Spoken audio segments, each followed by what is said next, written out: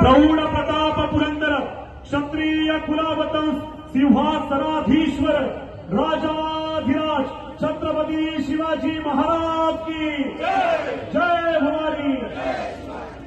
भारत माता की। भारतरत्न डॉक्टर बाबासाहेब आंबेडकर यांच्या प्रतिमेचं पूजन देखील उजेडात आपल्याला या ठिकाणी प्रवास करायचा आहे। यासाठी आपण खरं तर सर्व मंडळी एका निर्धारासाठी आपण या ठिकाणी जमलेला आहात आणि त्याचाच एक निर्धार करून आज दीप प्रज्वलन या ठिकाणी मान्यवरांच्या शुभास या ठिकाणी करतोय। या कार्यक्रमासाठी या ठिकाणी उपस्थित असलेले आमचे सन्माननीय नरेशजी गाभण समविचारी लोकांशी एकत्र मोड बांधून हे जे माजोर सत्ताधारी आहेत की ज्या ठिकाणी हे आपलं सेवेचं व्रत आहे याची त्यांना जाणीव राहिलेली नाहीये आणि त्याचा जो विसर पडलेला आहे, तेव्हा अशा या मगरूर सत्ताधाऱ्यांना खाली खेचण्यासाठी म्हणून समविचारी लोकांनी एकत्र येऊन आपण या निवडणुकीला सामोरं गेलं पाहिजे अशा विचारांनी आम्ही सगळेजण आम्ही पेंडकर आघाडीच्या निमित्ताने एकत्रित आलोय।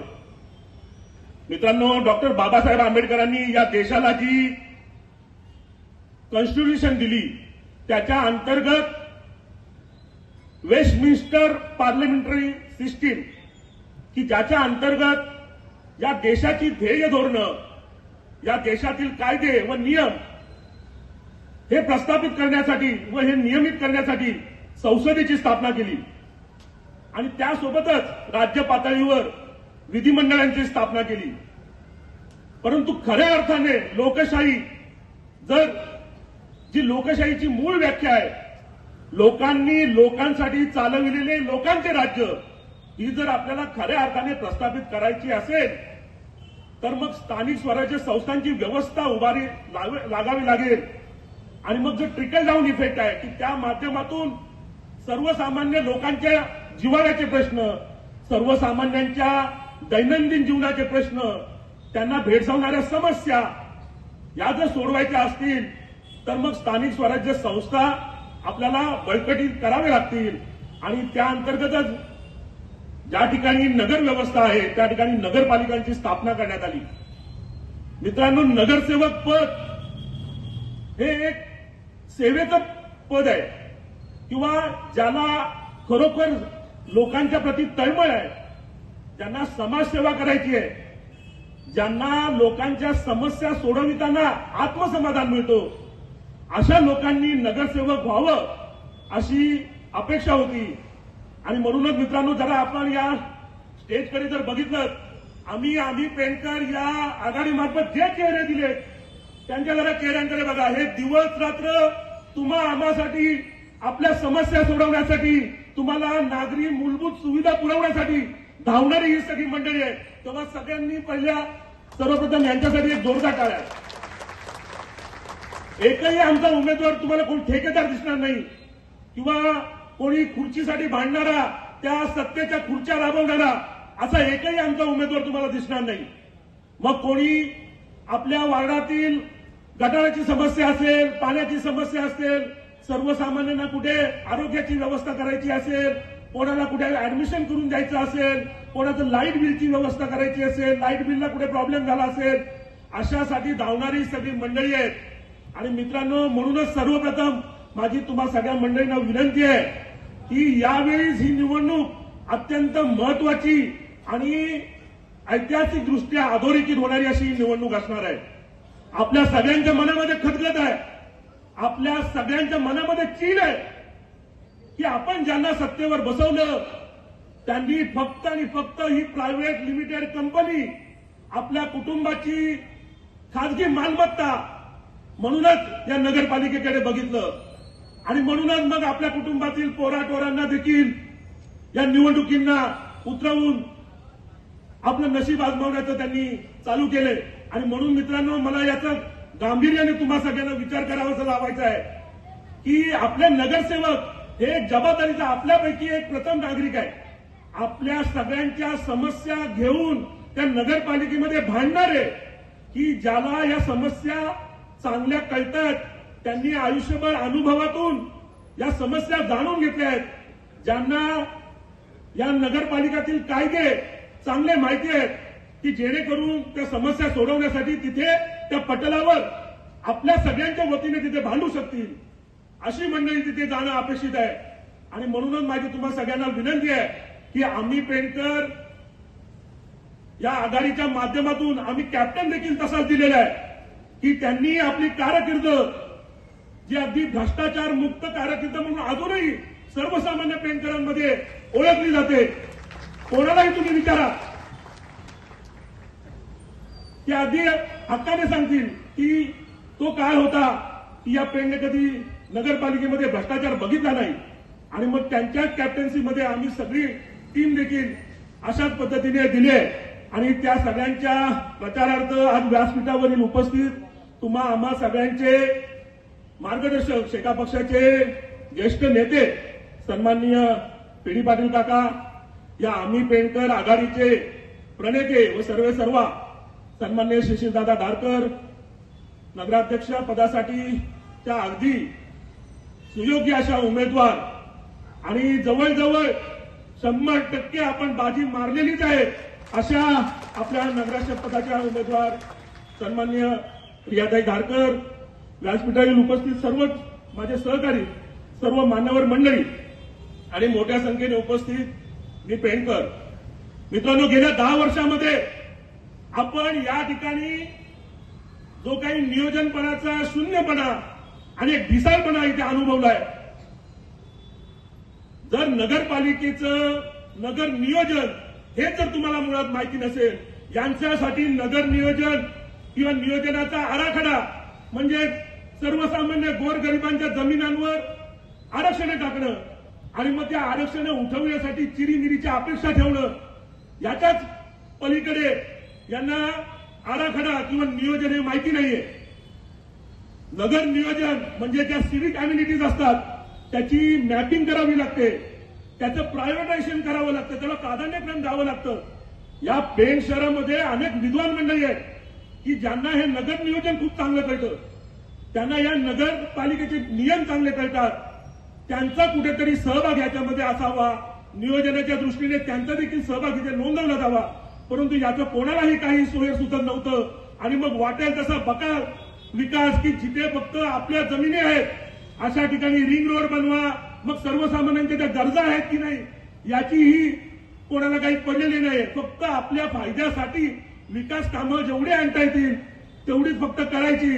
मग अगदी गल्लोगल्ली रस्त्यांचे गंभीर प्रश्न आहेत, गल्लोगल्ली गटाराचे प्रश्न आहेत, त्याकडे मात्र अगदी डोळेझाक करायची. अशा पद्धतीचा विकास गेल्या 10 वर्षात आपण सगळ्यांनी अनुभवलाय. मित्रांनो, सेफ आणि portable drinking water is the utmost priority of any governing body. अगदी आपल्याला पिण्याचं पाणी स्वच्छ असणं ही आपली मूलभूत गरज आहे आणि प्रत्येक नागरिकाचा मूलभूत अधिकार आहे. आज आपण बघितलं सोशल मीडियाच्या सगळ्या हँडल्सवर तिथे बऱ्यापैकी जेनजी मंडळी आहेत. तुम्ही सगळेजण बघता की फेसबुकवर असो किंवा व्हॉट्सअपवर असो आपली सकाळ होते की पेनच्या कुठल्या तरी घरातून त्या नळामधून कॉफीयुक्त पाणी किंवा चहायुक्त पाणी, असं गढूळ पाणी किंवा कधी कधी म्हणजे अगदी ती हिरवगार पाणी आपल्या घरामध्ये पोहोचताना दिसतं. जर तुम्ही बड्या गोष्टी करता, तुम्ही इथे हक्काने सांगता की आम्हाला डबल इंजिन सरकार, ट्रिपल इंजिन सरकार, वरती केंद्रात आमची सरकार आहे, राज्य सरकार आमचं आहे, इथे पण आम्हाला सत्ता द्या म्हणजे आम्ही लोकांचा विकास करू. अहो, हे मूलभूत प्रश्न आहेत पिण्याच्या पाण्याचे, गटाराचे, रस्त्यांचे, ते तुम्हाला सुटत नाहीयेत. मग कशाला तुम्हाला सत्ता हवी? इथे मोठे तुम्ही आमदार क्या मिरवता, इथे खासदार क्या मिरवता, तिथे खाऱ्या पाण्याचा प्रश्न तुम्हाला अजून सुटत नाही, शहरातल्या स्वच्छ पाण्याचा प्रश्न तुम्हाला अजून सुटत नाहीये. कशाला पाहिजे त्या तुमच्या आमदारक्या आणि कशाला पाहिजे तुमच्या त्या खासदारक्या? मग याचा प्रश्न आणि याचा जाब आपण पेंटरांनी विचारायचं नाही का? अगदी उंचच्या उंच रस्ते शहराभर करून ठेवले, काय नियोजन असतं? कुठे इंजिनियर मेहनत ते? फक्त जास्तीत जास्त जाडी घ्यायची म्हणजे जास्त एस्टिमेट होतो, म्हणजे जास्तीत जास्त फायदा किंवा जास्तीत जास्त टक्केवारी, एवढ्यावर तुमचा विकास, त्याचं नियोजन कोणीच बघायचं नाही. मग पावसाळ्यामध्ये तुम्हाला त्या पूर्ण शहर पाण्यामध्ये बुडलेलं दिसतं, अख्खा तो कोळीवाडा बुडतो, की नर्मदाचा एरिया सगळा पूर्ण पुढे बुडतो. तिकडे तुम्ही ती चीनची भिंत बांधून ठेवली आहे शहराच्या बाहेर आणि इकडे असे उंचच्या उंच रस्ते बांधून ठेवलेत. सर्वसामान्यांच्या घरांमध्ये गटाराचं पाणी जातं पावसाळ्यामध्ये. कोणी जाब विचारायचं या सत्ताधाऱ्यांना? आपण फक्त मुख गिळून गप्प बसायचं का? आणि हीच वेळ आहे की हा जाब विचारण्याची आणि आपण अगदी ठासून त्यांना विचारलं पाहिजे की इतके दिवस तुमच्या दहशतीला आम्ही घाबरलो, परंतु आज मात्र आमच्या या प्रश्नांची आणि आमच्या या विकासाविषयी असलेल्या समस्यांचं उत्तर देण्याची वेळ तुमच्यावर आलेली आहे. मित्रांनो, आपला हा पेण शहर म्हणजे मिनी पुणे मानलं जातं. इथे अनेक बुद्धिवंत व कलावंत मंडळी आहेत. आपण कधी त्यांचा वापर केला का? त्या बुद्धिवंतांच्या बुद्धीला चालना देण्यासाठी, शहर विकासासाठी त्यांचा कधी आपण उपयोग करून घेतला का? इथल्या कलावंतांसाठी आपण कधी प्रोत्साहनपर असं कोणत्या योजना राबवल्या का? अहो, तिथे तो नाट्यगृह बांधून ठेवलाय. आणि दादा, बहुतेक आपल्या या वर्ल्ड रेकॉर्ड झाला असेल या नगरपालिकेचं की निधीचा वापर झाला आणि उद्घाटनाआधीच ती अगदी मोडकळीस आलेली अशी किंवा ज्याला धोकादायक अशी इमारत म्हणून गणली गेली. त्याचा वापरच झाला नाही आणि ती इमारत आता धोकादायक इमारत म्हणून गणली जाते. किती मोठं दुर्भाग्य आहे आपलं सांगा. मग तुम्हाला कशाला सत्ता आपल्या हातामध्ये ठेवायची आहेत? हे जर छोटे मोठे प्रश्न तुम्हाला जर सुटत नसतील, MMR रिजनमध्ये आपण राहतो की आज या ठिकाणी अगदी भविष्यामध्ये एक मोठा मेगालोपॉलिस बनण्याच्या तयारीमध्ये आहे. एवढं आपलं भौगोलिक भाग्य आहे. परंतु जर तुम्हाला स्वतःच्या आणि स्वतःच्या कुटुंबाच्या व्यतिरिक्त इथे काही दिसत नसेल तर मात्र आम्ही अगदी दुर्भाग्य आहोत असंच मला असं वाटेल. मित्रांनो, शहरामध्ये वाहतुकीचा अगदी बोजवारा उडलेला असतो. 5 मिनिटाचं काम असतं, परंतु अर्धा तास तुम्हाला ती गाडी फिरून कुठे पार्किंग भेटते का याची कुठेतरी सोय बघावी लागते. अहो, मग कशाला तुम्हाला या नगरपालिकांची सत्ता हवी आहे? तुम्हाला 10-10 वर्ष 15-15 वर्ष हे जर प्रश्न सुटत नसतील, ही कामं कोणाची आहेत? या गोष्टी जर तुम्हाला जमत नसतील, मग कशाला सगळी ताकद लावायची, हजारो कोटी रुपये इथे खर्च करायचे आणि त्याचा उपयोग मात्र शून्य? मग कशाला तुम्ही ही सत्तेची अपेक्षा ठेवताय? आणि म्हणून मित्रांनो सांगतो की आज या ठिकाणी आपल्याला फार मोठी संधी उपलब्ध झाली. इथे आपल्याला ऐकायला मिळत असेल, आम्ही इथे आता कुठला आकडा आलाय मला माहिती नाही. आज माझ्या ऐकवत कधी कोण 500 कोटी बोलतो, कोण 1000 कोटी बोलतो. मी लेटेस्ट कुठला तरी 1400 कोटीचा आकडा ऐकला होता. 1400 कोटीची कामं आम्ही या शहरामध्ये केले. परंतु ही जनता काही दूधखुळी नाहीये. 1400 कोटी इंटू 10% हा हिशोब आम्हा सर्वसामान्य जनतेला की आता ही आम्हाला सगळी भाषा विकासाची चांगली कळते. त्याच्यामुळे या गोष्टींमध्ये अडकणारे आम्ही पेंटर नाही आहोत. आम्हाला खरा खुरा विकास इथे पाहिजे. इथे स्मार्ट सिटी बनण्यासारखी परिस्थिती आहे. एवढं मोठं पोटेन्शियल MMR रिजन मधील जिथे आता आंतरराष्ट्रीय विमानतळ अगदी 15-20 मिनिटाच्या हाकेच्या अंतरावर इथे बनलेलं आहे. इथे अनेक IT प्रोजेक्ट इथे येऊ शकतात.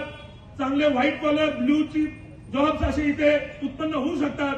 परंतु आमच्या मुलाबाळांच्या भवितव्याचा विचार करण्याची इथल्या सत्ताधाऱ्यांना बिलकुल गरज वाटत नाहीये. यांना फक्त आणि फक्त आपली पदं ही फक्त कुटुंबाची तुंबड्या भरण्यासाठी सत्तेचा वापर करायचा आहे. आणि म्हणून मित्रांनो सांगतो की आज जे माहोल बदललेलं दिसतंय, आपल्या कोणालाही अपेक्षा नव्हती. आपण सगळ्यांनी गृहीत धरलं होतं की मोठी ताकद समोर उत्पन्न झाले, 2-3 मंडळी इथे एकत्र आली आहेत आणि त्याच्यामुळे यांच्या विरुद्ध टक्कर घ्यायला फार मोठं कष्ट करावे लागतील. परंतु मला अगदी आत्मविश्वासाने इथे सांगायचं आहे की ही लढाई पेणकरांनी स्वतः हातामध्ये घेतली आणि त्याचाच द्योतक आज आपल्याला या ठिकाणी बघायला मिळतंय. म्हणून मोठ्या संख्येने पेणकर इथे कोणीही बाहेर ग्रामीण भागातून मंडळी आलेली नाहीये किंवा आणलेली नाहीये.